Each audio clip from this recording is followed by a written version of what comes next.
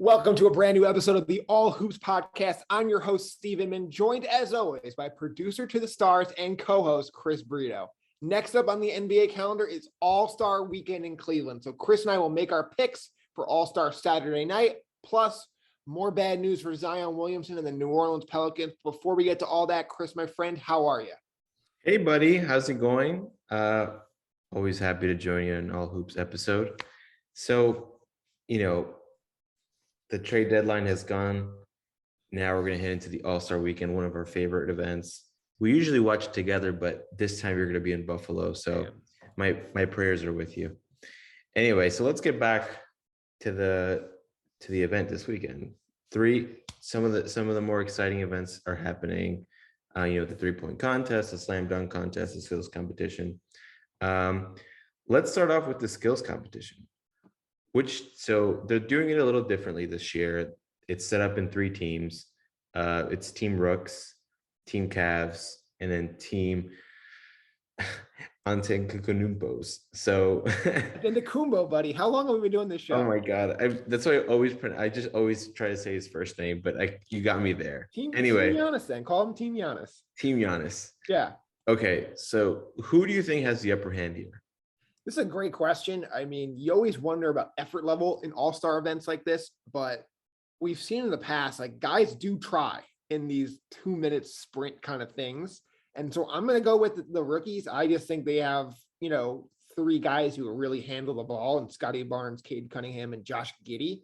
I think they'll be fun. I think, they're highly motivated to put themselves on the map for at least a couple of minutes here in All-Star Saturday night.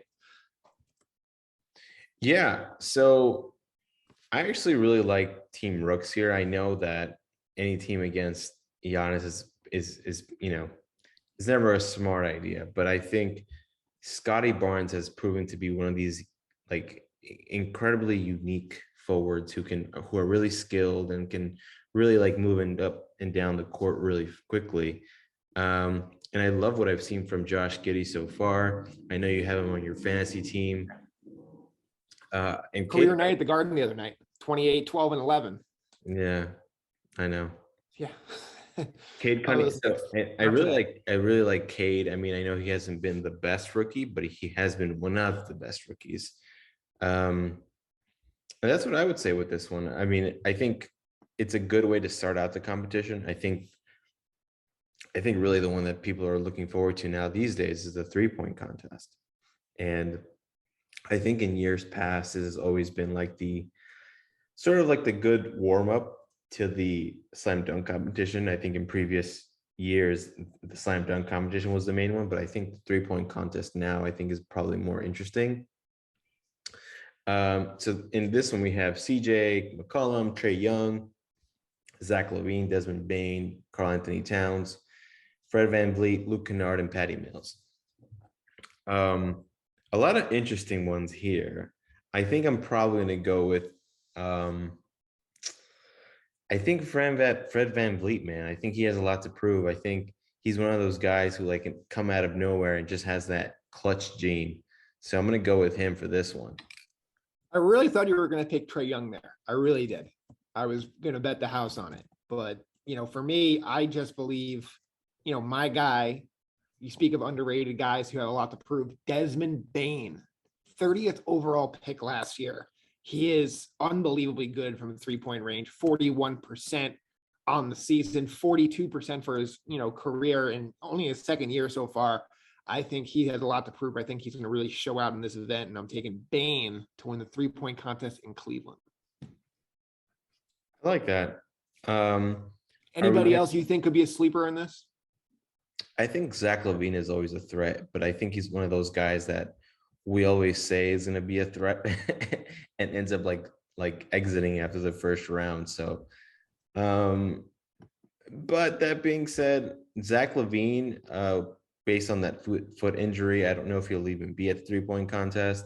Yeah. So I think I'm going to go with Patty Mills. I think Patty Mills has had a great year this year with the Nets. He's been probably one of their more consistent guys considering everything that's gone on this year with them. So that's what I would say, at least. Yeah, I was going to say the same thing. Patty's a sleeper for sure. And he, you see all these San Antonio guys, they leave the Spurs and they go somewhere else and they're just like perfect fits everywhere they go because just learn team basketball. And, through all that chaos, Mills off the bench, Mills in starting lineup, he's just a really good fit there. And I think he'll be pretty solid in the 3-point contest. Last one, slam dunk contest. Chris, before we start on this, I'm curious, we were talking about this before the show, there's just not enough hype about it that there used to be. And it seems like every year they really struggle to get marquee names. We got a couple of, nice rotation guys in here. No disrespect to our guy, Obi Toppin, but like, he's kind of the headliner and he's an 8th man on a bad team. So how does the slam dunk contest rebound and get to becoming the main event on All-Star Weekend once again? Well, I think there's only one answer to that question. I think the contest has long been defined by either incredible dunks, rising sort of stars, or then 3, just established people that you kind of know by name. Like we remember Zach Levine, Aaron Gordon. I thought that was great. That was great. That was probably one of the more memorable ones. The problem I have with this one is that, like, with the exception of maybe Jalen Green, I think the other 3 are sort of going to be perennial role players. Yeah. Which hurts. Cole's been good. Cole's averaging over 20 a game this year on a bad Magic team. You're still not sure if that's, good stats in a bad team kind of thing, but he is at least showing that he's a legit player. I'm not sure what that has to do with his dunking or his athletic ability, but at the same time, I just believe all the great dunks have kind of almost been done already. Like every once in a while, you'll see something really cool, but for the most part, it's just, we've seen it all before, and you're right. But we've also always seen what a 3-point shot looks like. Yet it's still it's different though. It's different, especially because a lot of the time what we're seeing is guys trying to recreate dunks, make a little tweak to it, and they miss. And then they're doing it 3 or 4 times until they hit it on the third time and they get 10s across the board. And to me, it's like, it's long, it's tedious. You're kind of cringing a little bit watching it. Mm-hmm. And you're right. Like that Aaron Gordon Levine one, that was the highlight of All-Star Weekend. That was one of the highlights of the NBA season. So we're due for one of those again. And hopefully that'll be the Saturday. Yeah. I mean, I'm hopeful that, we can sort of see something that's worth watching and, memorable one. Right now I'm mostly looking forward to the 3-point contest, to be honest with you. That being said, Obi is our only All-Star representative this year. So big fall from grace from last year when you had Barrett in the rookie sophomore game, you had Randall as an All-Star. I think Tibbs, I'm sure, might have been involved, and this year it's Obi Toppin by default because he may or may not have been robbed from a really lame slam dunk contest last year. So that's kind of where we're at with that. But at the end of the day, I think All-Star Saturday night is still the highlight of any sports All-Star weekend for sure. We don't really have to talk about the game because who cares? I mean, good for Jared Allen getting in there. I thought that was well-deserved, especially for the Cleveland Cavaliers now having him and Darius Garland as their reps. I mean, if you told me, hey, before the season, the Cavs are going to have the All-Star game and have a guy represent them, we're going to be like, no chance. Like, they're going to put Colin Sexton in from, averaging 25 a game on a bad team. No, it turned out to be Garland and Allen. So great job by them really developing this team. But that's All-Star weekend. Let's get to our final thoughts right after this. All right, Chris, final thoughts time here. This James Harden leaving Brooklyn thing continues to get weirder by the day to me. He keeps talking about how he feels incredibly blessed to be around winners now and guys who desire to win. And he left Kevin Durant. What am I missing here? I mean, I think it's a clear shot at Kyrie Irving. I think, James Harden comes with his fair share of baggage, but I don't think any baggage compares to what Kyrie Irving right now is for the Nets, right? Like, and I think no matter how you cut it, even if even if you're someone who will defend Kyrie for standing up for what he believes in, the ultimate goal for these professional athletes is to win a championship, right? And I think Kyrie showing a complete indifference to that goal, I think really like spooked away James Harden. And I think that moving forward, I think you could also say the same thing, some things about James Harden too, who appears to now want an easy way out of things, but I don't who can sort of blame James Harden for wanting to leave that situation to begin with. In Brooklyn, you can blame him for that.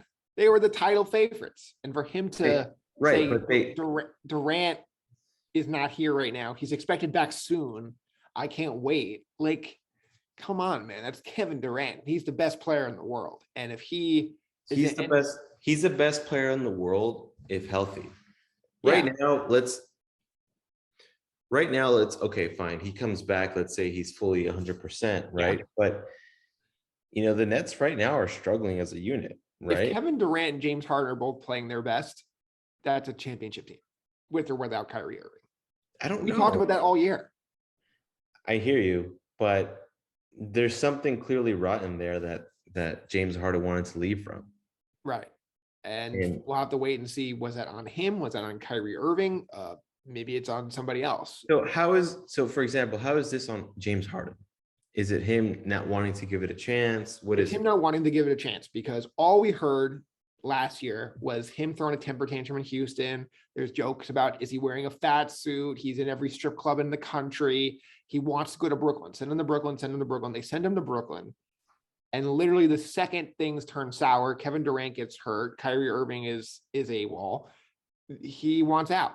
And I think it would, last year in the playoffs, if he is healthy, I believe they get past the Bucks. They were, half an inch away with that Kevin Durant shot from getting past the Bucks in the first place. So, and they were 13-3 in the history of Harden, Durant, and Irving playing together. So this idea that it just didn't work is nonsense to me. They just weren't healthy. I don't think anyone ever said that it didn't work. I think it was just a question of like, whether could they maintain it?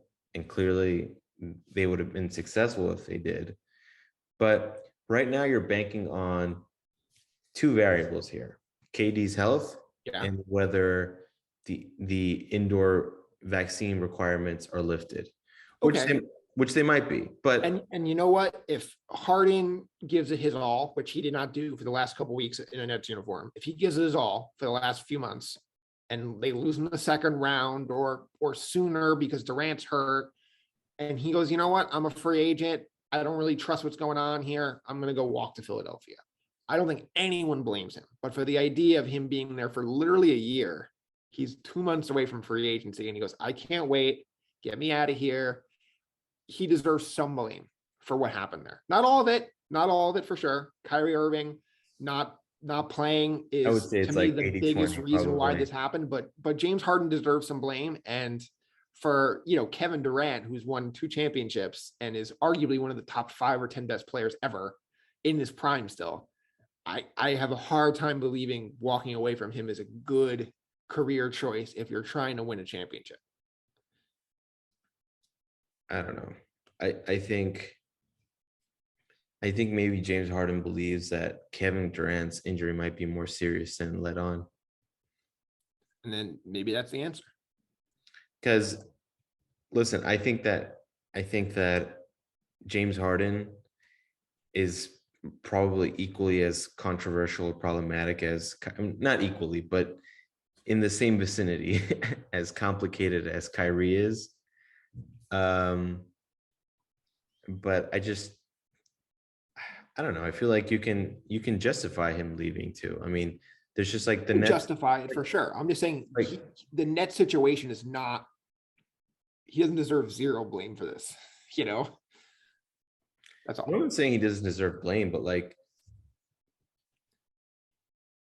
why deal with the BS that the Nets are dealing with? Why can't you just be on a roster that is dedicated to winning? The Nets are not dedicated to winning right now. Because when you are on your third team in a calendar year, and you're supposed to be a Hall of Fame guy who's supposed to help carry teams, you deserve some criticism for not making things work. And that doesn't, I mean, look, if he wins a championship in Philly, we're all going to say, Well, what a great job by James Harden, for sure. But the bottom line is that like all these moves will get criticism. There's never a move that is universally thought of as, oh, what a great deal. Even like this Nets Philly deal, which I think in many respects is as close as you can get to a great deal on both sides. Yeah, I agree with that for sure. Anyway, we can move on from James Harden. I know that Zion is on your radar. This is another mess. And he now, according to various reports, may need a second foot surgery on the same foot. They were talking about how he was coming back in November. And now we're talking about if he needs a second foot injury, I'm wondering, is he going to be ready for next year? And you have this monster decision on your hands. One, do you offer him the max contract this summer? Two, if you're Zion, who doesn't really seem thrilled to be there, do you take it? You know?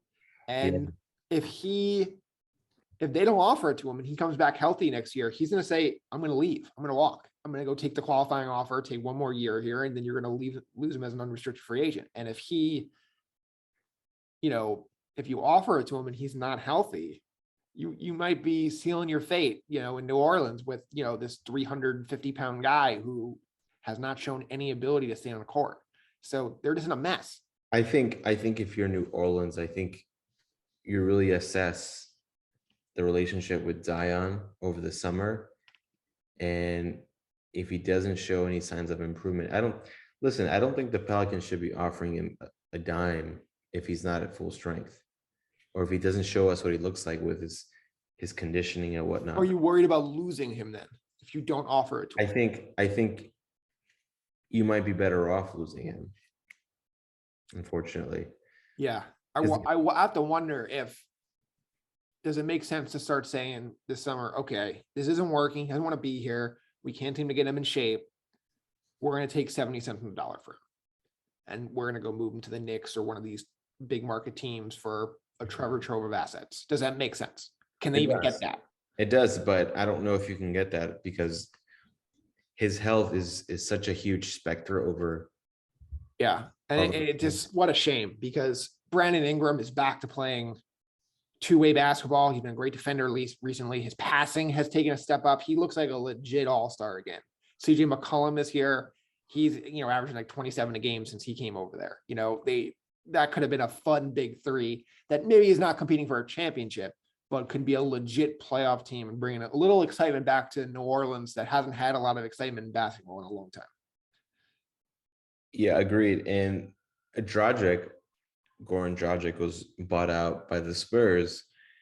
It looks like almost everybody in the league who's a contender is interested in him. The Lakers, the Bucks, the Mavericks. The Mavericks have Luka, who's from Slovenia, so is Dragic. So there's that connection there. That being said, I don't know how Dragic would fit with the Mavericks, but who knows? Yeah, I don't get that fit. They've just brought in Dinwiddie. They have Brunson.